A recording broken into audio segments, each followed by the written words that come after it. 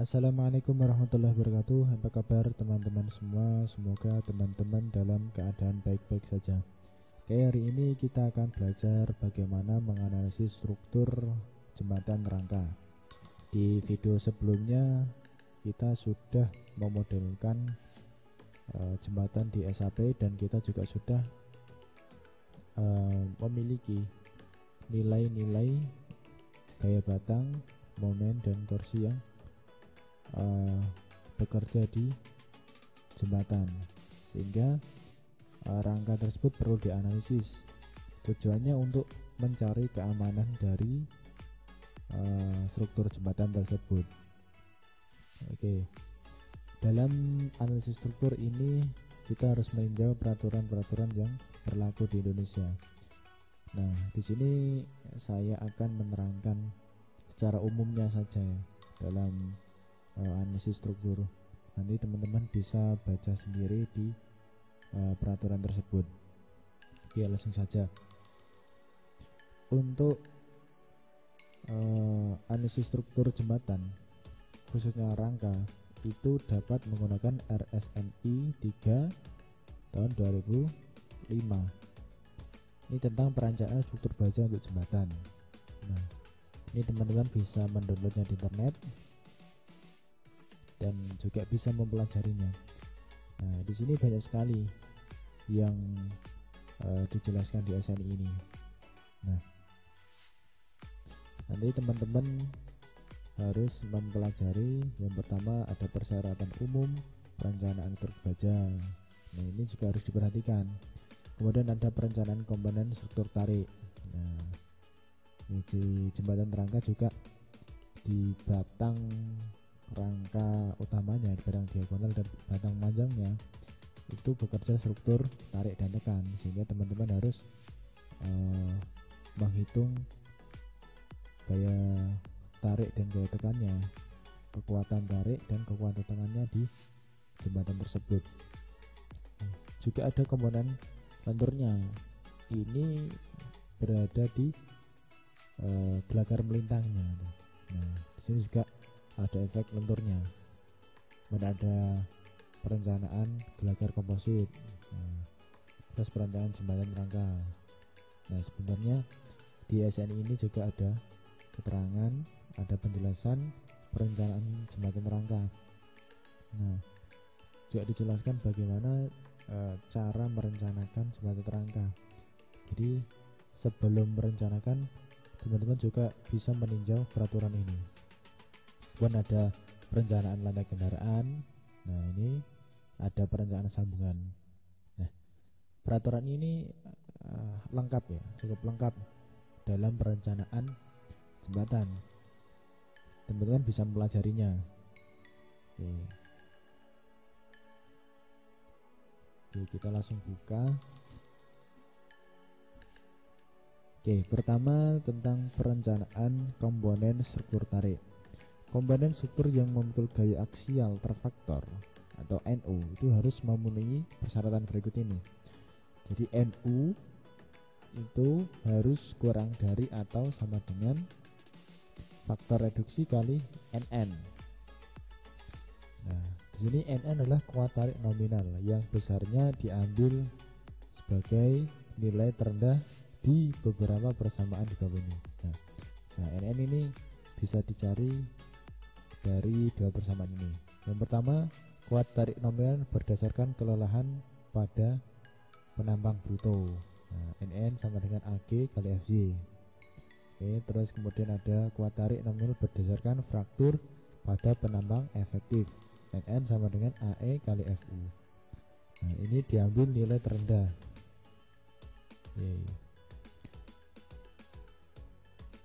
Kemudian kuat tarik nominal berdasarkan perencanaan rupture pada penampang.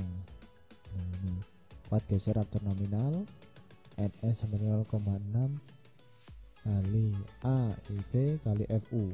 Kemudian ada kuat tarik rupture nominal NN sama dengan AIT kali FU. Nah, ini ada kuat tarik dan geser rupture nominal. Nah, ini bersamaannya.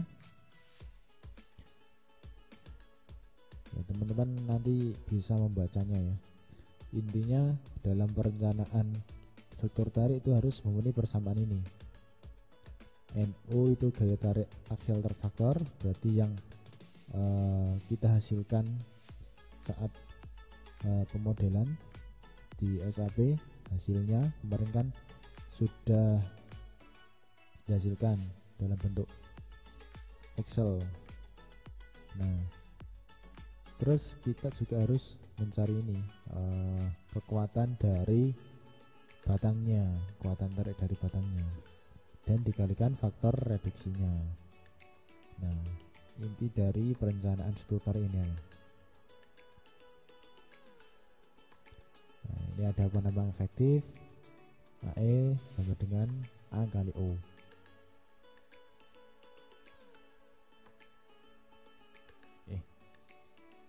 Perencanaan komponen struktur tekan. Suatu komponen struktur yang mengalami gaya tekan konsentris akibat beban terfaktor NU harus memenuhi persyaratan sebagai berikut. Nah, ini NU harus kurang dari sama dengan faktor reduksi dikali NN. Nah, untuk faktor reduksinya itu sesuai subbab pasal 4.52 di atas ya. Terus untuk NN adalah kuat tekan nominal komponen struktur tekan yang ditentukan berdasarkan subbab pasal 6.2 dan 6.3. Ini satuannya newton. Nah, ini di struktur tekan juga harus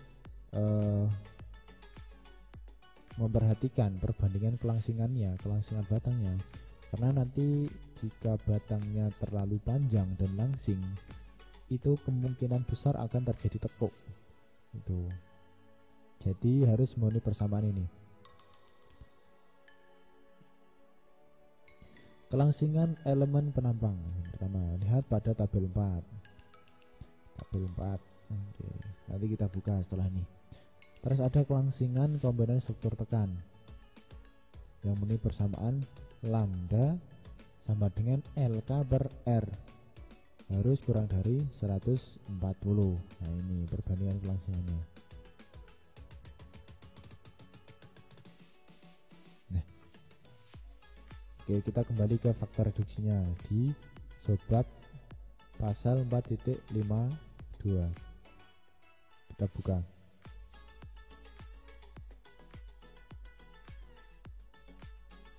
Nah, ini tabel faktor reduksi kekuatan untuk keadaan batas ultimate. Untuk lentur, faktor reduksinya 0,9, geser 0,9, aksial tekan 0,8, 5, aksial tarik ini ada 2 terhadap kuat tarik leleh terhadap kuat tarik fraktur. Itu untuk yang leleh itu 0,9 dan frakturnya 0,75. Penghubung geser faktor reduksi 0,75, sambungan baut itu 0,75, hubungan las itu ada 2, las tumpu penetrasi penuh itu 0,9, las sudut dan las tumpul penetrasi sebagian itu 0,75. Nah, ini adalah faktor-faktor reduksinya. Teman-teman juga harus melihat tabel 4 ini. Oke. Nah, untuk tabel 4 tadi perbandingan maksimum lebar terhadap tebal untuk elemen tertekan. Nah, ini tadi ya, harus memenuhi persamaan ini juga. Plat sayap, balok I dan kanal dalam lentur. Nah, di sini ini bisa dikatakan kompak ataupun tidak kompak.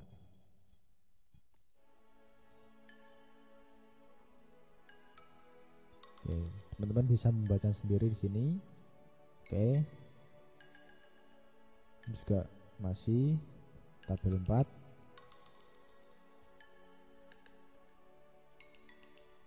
Oke, kemudian selanjutnya kuat tekan nominal akibat tekuk lentur. Nah, ini kuat tekan nominal akibat tekuk lentur atau dari komponen struktur tekan dengan elemen-elemen penambangnya mempunyai rasio lebar tebal lambda R lebih kecil dari yang ditentukan tabel 4. Nah, ditentukan sebagai berikut. Ini ya persamaannya. NN sama dengan 0,66 pangkat lambda C dikuadratkan dikalikan AG kali FY untuk lambda C kurang dari sama dengan 1,5. Terus untuk NN itu yang lambdanya lebih dari 1,5, NN nya sama dengan 0,88 dibagi lambda C dikuadratkan, kemudian dikalikan AG kali FY. Untuk lambda C sama dengan LK per R Pi, LK dibagi R kali Pi, kemudian dikalikan akar dari FY per E. Untuk LK sama dengan KC kali L gitu. Ini ada keterangannya, teman-teman bisa membaca sendiri. Nah, ini adalah tabel yang menggambarkan faktor panjang efektif.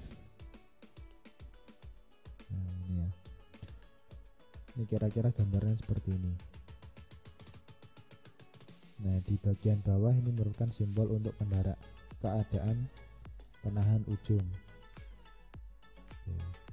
Ada rotasi jepit, translasi terjepit gitu. Dan rotasi bebas, translasi terjepit. Oke. Nah, di sini faktor panjang efektifnya atau K-nya. Yang pertama ada 0,7, kemudian 0,8, keadaan ketiga itu 1, kemudian keadaan keempat itu 1,2, kemudian 2,2, dan keadaan terakhir itu 2,2.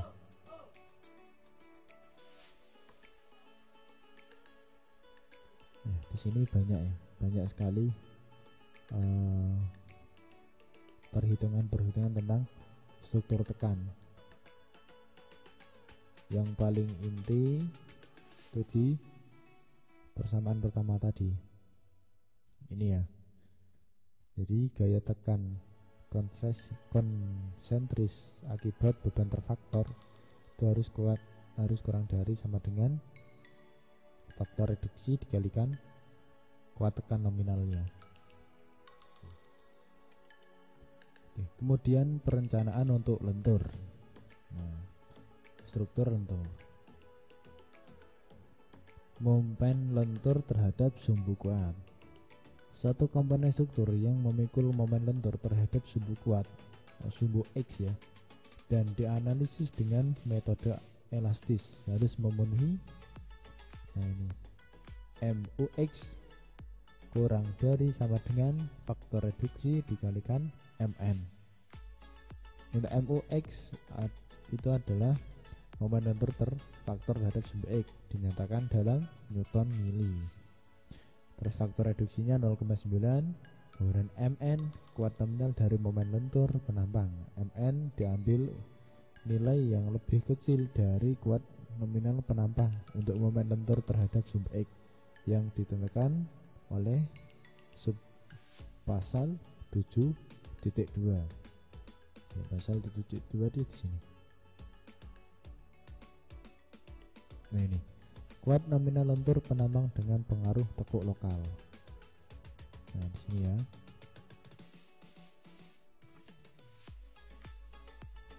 Oke, teman-teman nanti bisa membacanya di SNI karena ini banyak sekali. Sebenarnya teman-teman tahu konsepnya, konsep dari perencanaan struktur. Sebenarnya konsep dari perencanaan struktur itu adalah gaya-gaya terfaktor itu harus kurang dari kekuatan nominal dari struktur tersebut gitu. Jadi intinya gaya-gaya yang terjadi di struktur itu harus kurang dari kekuatan struktur tersebut untuk mencapai keamanan struktur gitu maksudnya. Itu adalah konsep dari perencanaan struktur. Oke, kemudian perencanaan gelagar komposit. Ini unsur komposit dalam lentur terdiri dari gelagar baja dan lantai beton. Tahanan geser pada permukaan antara lantai dan gelagar diadakan dengan hubungan mekanikal. Kekuatan lentur gelagar komposit ditentukan dengan cara rencana keadaan batas ultimate atau batas maksimalnya. Ini analisis gelagar komposit. Lebar efektif sayap beton. Ini pengaruh geser dalam lantai beton harus diperhitungkan, kecuali ahli teknik berencana melakukan analisis lengkap. Geser dapat diperhitungkan dengan menggunakan suatu lebar efektif lantai seperti yang dijelaskan dalam dasar ini. Nah ini, bila lantai beton meliputi kedua sisi badan gelagar, lebar efektif lantai harus diambil sebagai nilai terkecil dari, nah ini ada 3 aspek. Yang pertama 1/5 kali panjang bentang gelagar yang bentang sederhana, atau 1/7 panjang bentang gelagar untuk bentang menerus. Ini perlu diperhatikan. Kemudian jarak pusat antara badan gelagar. Kemudian 1/12 kali tebal minimum lantai. Nah itu. Bila lantai beton hanya ada pada satu sisi dari gelagar, lebar efektif lantai harus diambil sebagai setengah dari nilai yang dihitung dalam butir-butir A, B, atau C di atas ini. Lebar lantai harus digunakan untuk menghitung besaran penambang gelagar komposit pada keadaan batas layan dan ultimate. Nah, ini ya, ini kegunaannya tadi.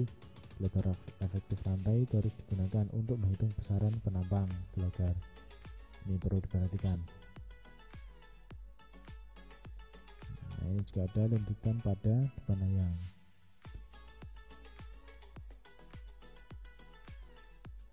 Nah, kemudian langsung ya, kekuatan lentur gelagar komposit.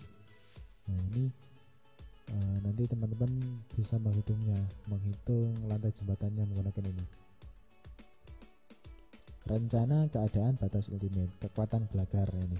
Gelagar komposit harus memenuhi syarat yang berikut ini. Nah ini M harus kurang dari sama dengan faktor X kali MS. Nah ini persyaratannya, intinya adalah ini. Nah, untuk keterangan lebih lanjut, sini ada daerah hubungan positif, teman-teman bisa membacanya di sini. Oke, banyak sekali rumusnya. Nah ini juga ada gambar tentang distribusi tegangan plastis. Sini ya gambarnya.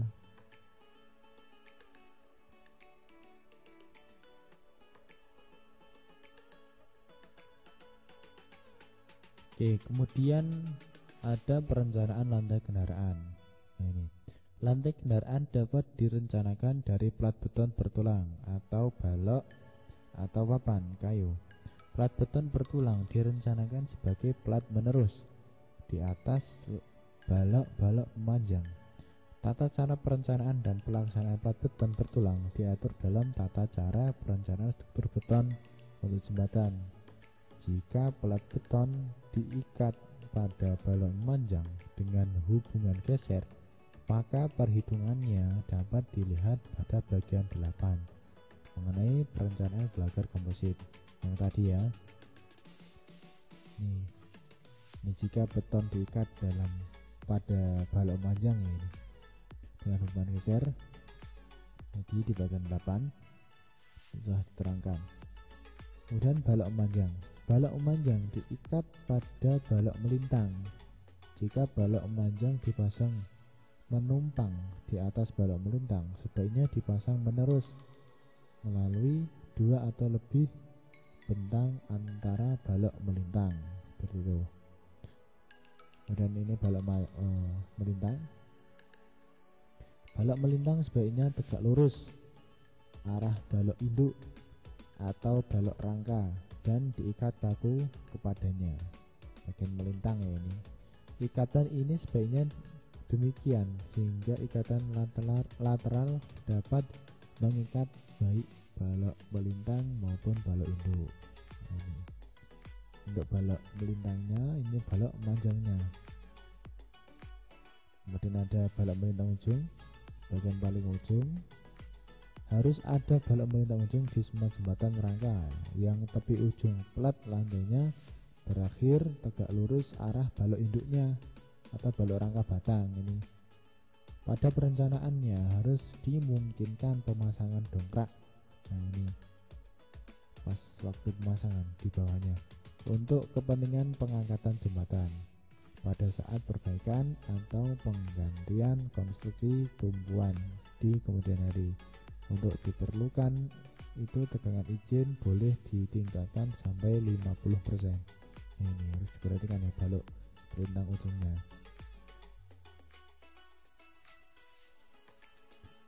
Ini ada konsol mikul lantai pejalan kaki, ada rangka melintang, sambungan ekspansi, acuan tetap, acuan panel pracetak, acuan dek gelombang. Oke, teman-teman ini bisa bacanya sendiri ya. Kemudian ada perencanaan sambungan, persyaratan sambungan ya umumnya. Elemen sambungan terdiri dari komponen sambungan, plat penyambung, plat buhul, plat penuntun, plat isi, dan penghubung baut, pen, dan las. Ukuran dan perbandingan dimensi sambungan dalam struktur harus konsisten dengan anggapan dalam analisis struktur dan memenuhi bagian 11 ini. Sambungan harus mampu menyalurkan gaya dalam rencana. Ini ya. Perlu teman-teman ketahui bahwa sambungan itu bisa menjadi titik terlemah dalam konstruksi, juga bisa menjadi titik terkuat, tergantung nanti perencanaan teman-teman dan pemasangannya seperti apa. Oke. Suatu struktur itu bisa gagal di sambungan jika tidak direncanakan dengan baik. Juga kemungkinan juga pemasangannya itu juga kurang baik. Itu. Sehingga harus diperhatikan secara khusus ini. Oke. Klasifikasi sambungan. Oke. Ada sambungan kaku, sambungan tidak kaku, sambungan dalam unsur utama, perencanaan sambungan. Nah ini kuat rencana setiap komponen sambungan tidak boleh kurang dari beban terfaktor. Nah ini ya, kuat rencana setiap komponen sambungan ini tidak boleh kurang dari beban terfaktor yang dihitung. Perencanaan sambungan harus memenuhi persyaratan berikut. Gaya dalam yang disalurkan berada dalam keseimbangan dengan gaya-gaya yang bekerja dengan memperhitungkan sambungan. Nah, ini gaya dalam ini. Deformasi pada sambungan harus berada dalam batas kemampuan deformasi sambungan. Ini ya deformasinya. Sambungan dan komponen yang berdekatan harus mampu memikul gaya-gaya yang bekerja dengan memperhitungkannya. Nah ini perencanaan sambungan, teman-teman harus memperhatikan ini ya, tiga aspek ini.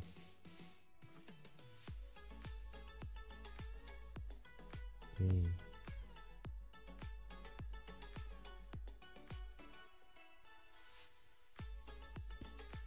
Nah,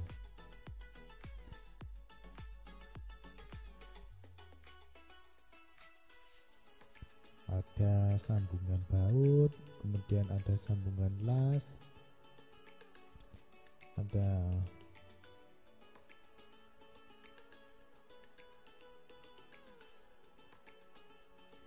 Oke, teman-teman bisa mempelajarinya sendiri tentang RSNI T3 tahun 2005. Di sini saya hanya menyampaikan secara umumnya. Jadi perencanaan struktur jembatan bisa meninjau peraturan ini. Oke, sekian dan terima kasih. Saya akhiri. Wassalamualaikum warahmatullahi wabarakatuh.